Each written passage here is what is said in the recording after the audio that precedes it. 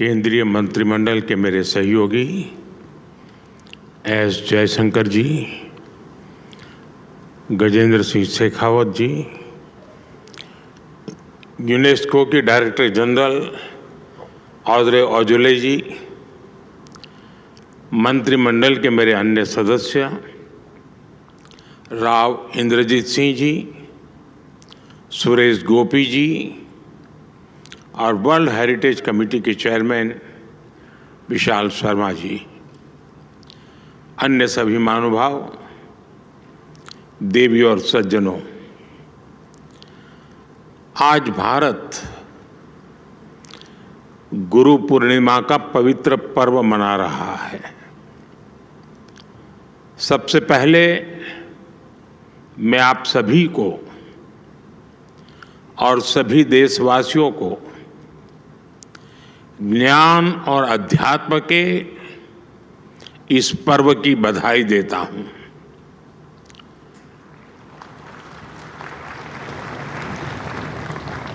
ऐसे अहम दिन आज 46th वर्ल्ड हेरिटेज कमेटी की इस मीटिंग की शुरुआत हो रही है और भारत में ये आयोजन पहली बार हो रहा है और स्वाभाविक है कि मेरे सहित सभी देशवासियों को इसकी विशेष खुशी है।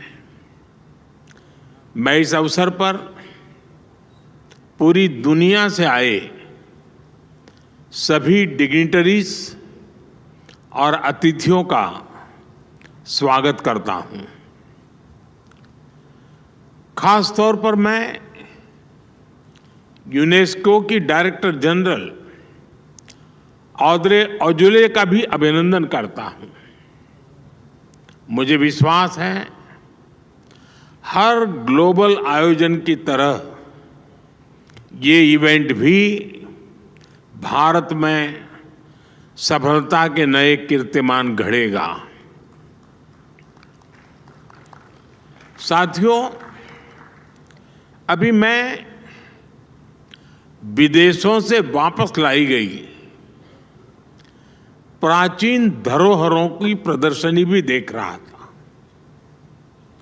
बीते वर्षों में हम भारत की 350 से ज्यादा प्राचीन धरोहरों को वापस लाए हैं। प्राचीन धरोहरों का वापस आना ये वैश्विक उदारता और इतिहास के प्रति सम्मान के भाव को दिखाता है। यहां इमर्सिव एग्जीबिशन भी अपने आप में एक शानदार अनुभव है। जैसे जैसे टेक्नोलॉजी इवॉल्व होगी, इस क्षेत्र में रिसर्च और टूरिज्म की अपार संभावनाएं भी बनती जा रही हैं। फ्रेंड्स, वर्ल्ड हेरिटेज कमेटी का ये कार्यक्रम भारत के लिए एक गौरवशाली उपलब्धि से जुड़ा है। मुझे बताया गया है कि हमारे नॉर्थ ईस्ट इंडिया के ऐतिहासिक मोइदम यूनेस्को की वर्ल्ड हेरिटेज सूची में शामिल होना प्रस्तावित है। ये भारत की 43rd वर्ल्ड हेरिटेज साइट और नॉर्थ ईस्ट इंडिया की पहली धरोहर होगी जिसे कल्चरल वर्ल्ड हेरिटेज का दर्जा मिल रहा है। मोइदम अपनी विशेषताओं के कारण बेहद खास है। मुझे विश्वास है वर्ल्ड हेरिटेज सूची में आने के बाद इनकी लोकप्रियता और बढ़ेगी, दुनिया का आकर्षण बढ़ेगा। साथियों, आज के इस आयोजन में दुनिया के कोने कोने से आए एक्सपर्ट्स, ये अपने आप में इस समिट की समृद्धि को दर्शाता है। ये आयोजन भारत की उस धरती पर हो रहा है जो विश्व की प्राचीनतम जीवंत सभ्यताओं में से एक है। हमने देखा है विश्व में विरासतों के अलग अलग केंद्र होते हैं, लेकिन भारत इतना प्राचीन है कि यहां वर्तमान का हर बिंदु किसी न किसी गौरवशाली अतीत की गाथा कहता है। अब दिल्ली का ही उदाहरण ले लीजिए। दुनिया दिल्ली को भारत की कैपिटल सिटी के रूप में जानती है, लेकिन ये शहर हजारों वर्ष पुरानी विरासतों का केंद्र भी है। यहां आपको कदम कदम पर ऐतिहासिक विरासतों के दर्शन होंगे। यहां से करीब 15 किलोमीटर दूर ही कई टन का एक लौह स्तंभ है, एक ऐसा स्तंभ जो 2000 वर्षों से खुले में खड़ा है, फिर भी आज तक रस्ट रेजिस्टेंट है। इसे पता चलता है कि उस समय भी भारत की मेटलर्जी कितनी उन्नत थी। स्पष्ट है कि भारत की विरासत केवल एक इतिहास नहीं है, भारत की विरासत एक विज्ञान भी है। भारत की हेरिटेज में टॉप नॉच इंजीनियरिंग की एक गौरवशाली यात्रा के भी दर्शन होते हैं। यहां दिल्ली से कुछ सैकड़ों किलोमीटर दूर ही 3500 मीटर्स के एल्टीट्यूड पर केदारनाथ मंदिर है। आज भी वो जगह भौगोलिक रूप से इतनी दुर्गम है कि लोगों को कई कई किलोमीटर पैदल चलकर या हेलीकॉप्टर से जाना पड़ता है। वो स्थान आज भी किसी कंस्ट्रक्शन के लिए बहुत चैलेंजिंग है। साल के ज्यादातर समय बर्फबारी की वजह से वहां काम होना पाना असंभव है। लेकिन आप ये जानकर हैरान रह जाएंगे कि केदार घाटी में इतने बड़े मंदिर का निर्माण 8वीं शताब्दी में हुआ था। उसकी इंजीनियरिंग में कठोर वातावरण और ग्लेशियर का पूरा ध्यान रखा गया।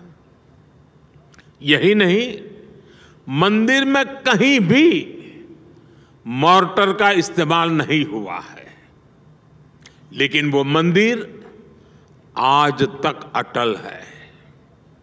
इसी तरह दक्षिण में राजा चौल द्वारा बनाए गए बृहदीश्वर मंदिर का भी उदाहरण है।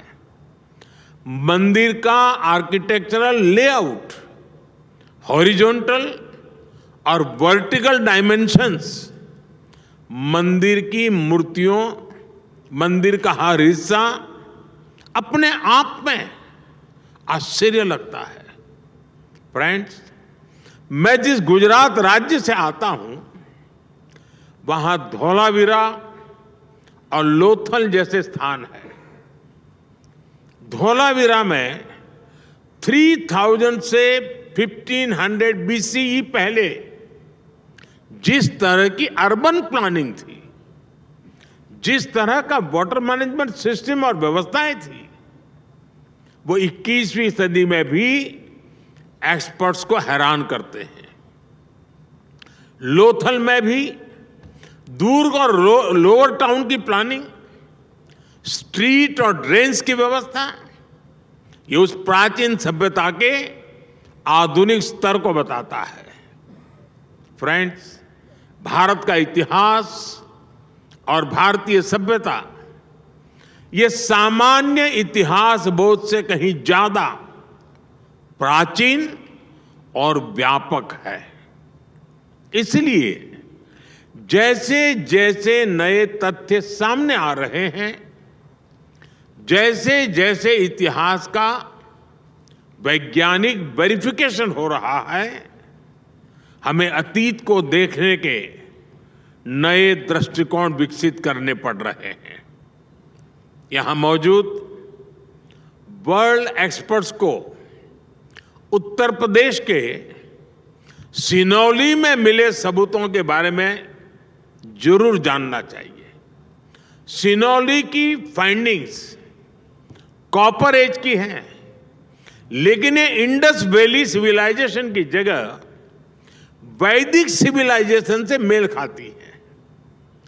2018 में वहां एक 4000 साल पुराना रथ मिला है। वो हॉर्स ड्रिवन था। ये शोध, इन नए तथ्य बताते हैं कि भारत को जानने के लिए अवधारणाओं से मुक्त नई सोच की जरूरत है। मैं आप सभी से आह्वान करता हूं, नए तथ्यों में, उसके आलोक में इतिहास की जो नई समझ विकसित हो रही है, आप उसका हिस्सा बने, उसे आगे बढ़ाएं। फ्रेंड्स, हेरिटेज केवल हिस्ट्री नहीं, बल्कि ह्यूमैनिटी की एक साझी चेतना है। हम दुनिया में कहीं भी किसी भी हेरिटेज को देखते हैं तो हमारा मन वर्तमान के जियो पॉलिटिकल फैक्टर से ऊपर उठ जाता है। हमें हेरिटेज के इस पोटेंशियल को विश्व की बेहतरी के लिए प्रयोग करना है। हमें अपनी विरासतों के जरिए दिलों को जोड़ना है।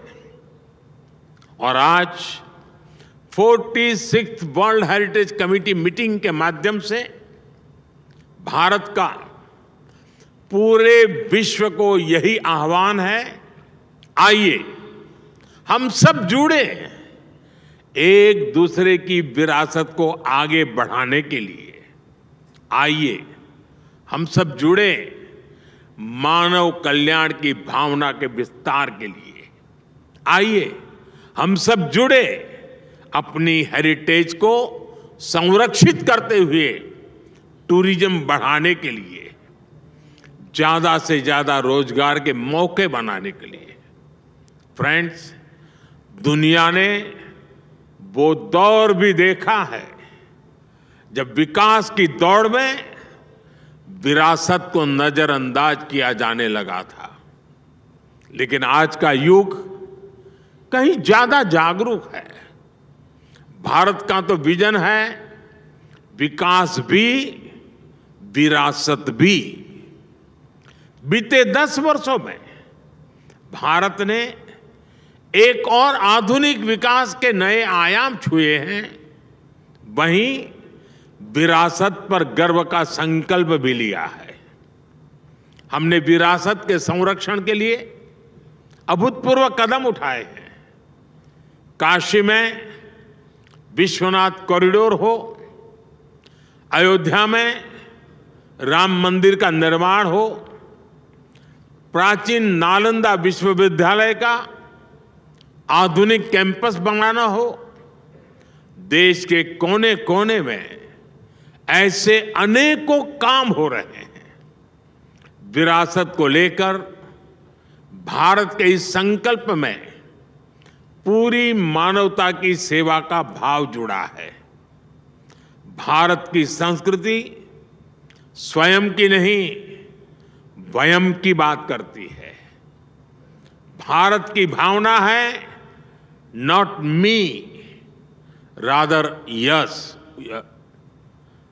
इसी सोच के साथ भारत ने हमेशा विश्व के कल्याण का साथी बनने का प्रयास किया है। आज पूरा विश्व इंटरनेशनल योग दिवस मनाता है। आज आयुर्वेद विज्ञान का लाभ पूरी दुनिया को मिल रहा है। ये योग, ये आयुर्वेद, ये भारत की वैज्ञानिक विरासत है। पिछले साल हमने G20 समिट को भी होस्ट किया था। इस समिट की थीम थी one earth, one family, one future. इसकी प्रेरणा हमें कहां से मिली? इसकी प्रेरणा हमें वसुधैव कुटुंबकम के विचार से मिली। भारत फूड और वाटर क्राइसिस जैसे चैलेंजिंग के लिए मिलेट्स को प्रमोट कर रहा है। हमारा विचार है माता भूमि ही पुत्र हम पृथ्वी यह, अर्थात ये धरती हमारी मां है, हम उसकी संतान है। इसी विचार को लेकर आज भारत इंटरनेशनल सोलर अलायंस और मिशन लाइफ जैसे समाधान दे रहा है। साथियों, भारत वैश्विक विरासत के इस संरक्षण को भी अपनी जिम्मेदारी मानता है। इसलिए हम भारतीय विरासत के साथ साथ ग्लोबल साउथ के देशों में भी हेरिटेज संरक्षण के लिए सहयोग दे रहे हैं।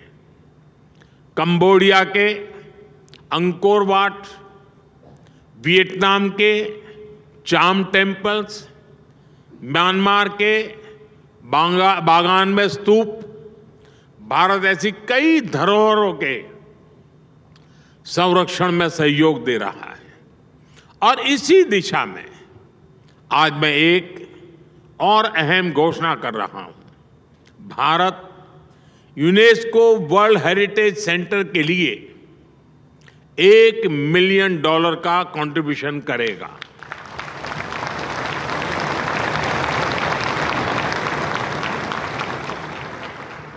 ये grant capacity building, technical assistance और वर्ल्ड हेरिटेज साइट्स के कंजर्वेशन में प्रयोग होगी। विशेष रूप से ये पैसा ग्लोबल साउथ के देशों को काम आएगा। भारत में युवा प्रोफेशनल्स के लिए वर्ल्ड हेरिटेज मैनेजमेंट में सर्टिफिकेट प्रोग्राम भी शुरू हो गया है।